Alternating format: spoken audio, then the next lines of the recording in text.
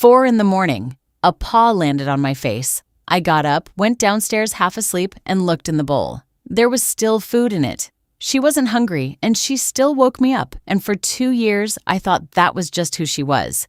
Your cat's body runs on a clock, and when your routine doesn't match it, the mismatch comes out as behavior you've been blaming on personality. 7 feeding mistakes all about timing, none about what's in the bowl. No fear-mongering, just what's happening and what to change. And the last one is what fixed the 4 in the morning thing in about 10 seconds a night. Mistake 1. You're feeding on your clock, not theirs. Most of us feed twice a day. Breakfast before work and dinner when we get home. It feels responsible, and on paper it is. But look at the gap. Feed at 8 in the morning and 7 at night, and you have covered 11 hours of daylight and left 13 hours of night uncovered. I went looking for what a cat's natural eating pattern actually is, and the ecologist who measured it most carefully is Fitzgerald, who spent years documenting what free-living cats actually catch and eat.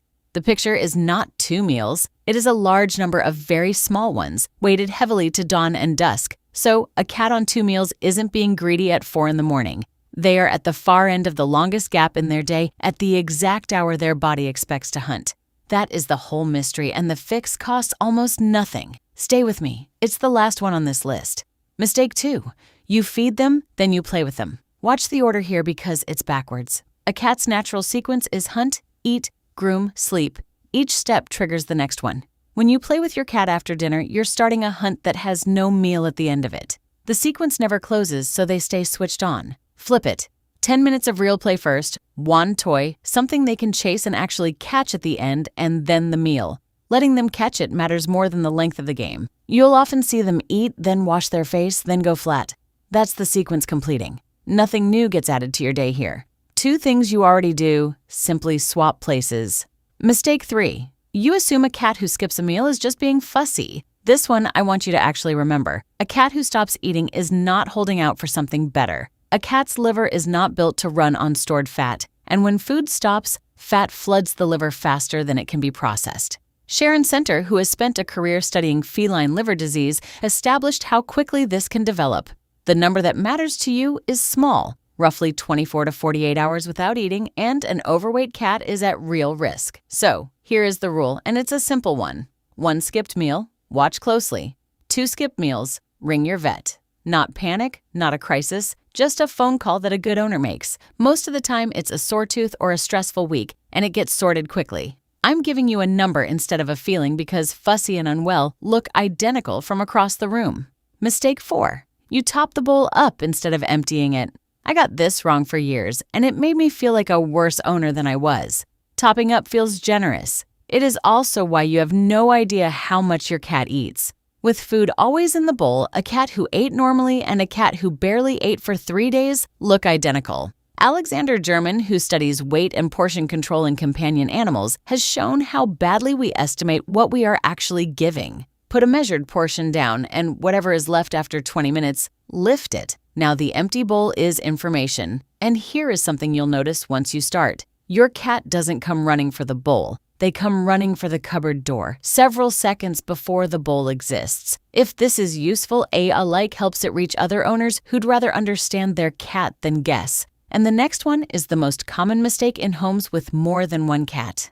Mistake 5. 2 cats, 2 bowls, 1 square meter. Side-by-side bowls look fair. To a cat, they are 1 feeding station with 2 seats. Cats in the wild eat alone. Eating shoulder to shoulder with another cat is not companionship to them, it's pressure. And pressure produces a specific pattern. The confident one finishes fast and starts drifting toward the other bowl. The slower one eats faster than they want to, or walks away and comes back later when the food is cold. Look at your slow eater's ears next time. One of them will be turned backwards, tracking the other cat the entire time they're eating. Move the bowls into different rooms or onto different levels so neither cat can see the other eating. Not a bigger gap, an interrupted line of sight. That single change resolves more weight differences between housemate cats than any diet does. Mistake 6. You change their food overnight. You found something better, so you switched. Completely reasonable, and it's the sort of decision a caring owner makes. But a cat's gut runs on a settled population of bacteria that is tuned to what they've been eating, and that population cannot turn over in a day. Veterinary nutritionists like Marge Chandler put the transition at roughly a week to 10 days. Quarter new, 3/4 old for a few days, then half and half, then most of the way over, then done.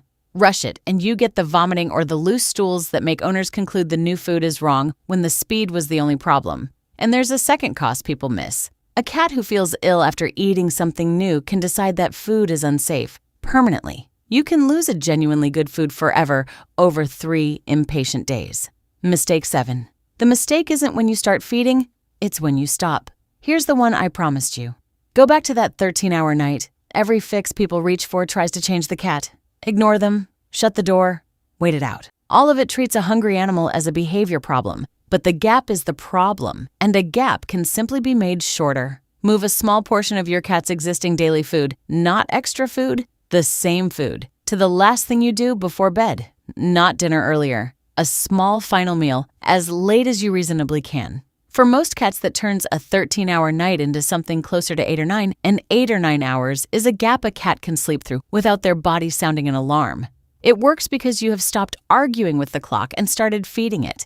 And there is a second thing that happens which nobody tells you about.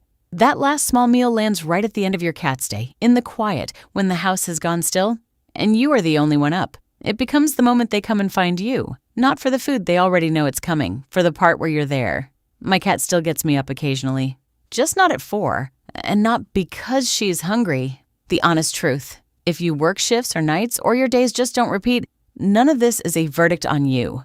Cats adapt to a rhythm far more than to a specific hour. 4 in the afternoon every day beats 6 on the dot 3 days out of 7. Consistency of pattern beats precision of time, and a timed feeder covering one meal buys back a lot of flexibility. And if you've read this list thinking you've been getting it wrong, look at what that actually means. Nobody worries about the feeding schedule of a cat they don't care about. So, tonight, before you go up, put a small last meal down. Watch what they do afterwards. Not the eating, the part where they wash their face and settle somewhere near you. That is a body that has decided the night is safe. You gave them that with a spoonful of food and better timing. Tell me in the comments what time your cat wakes you.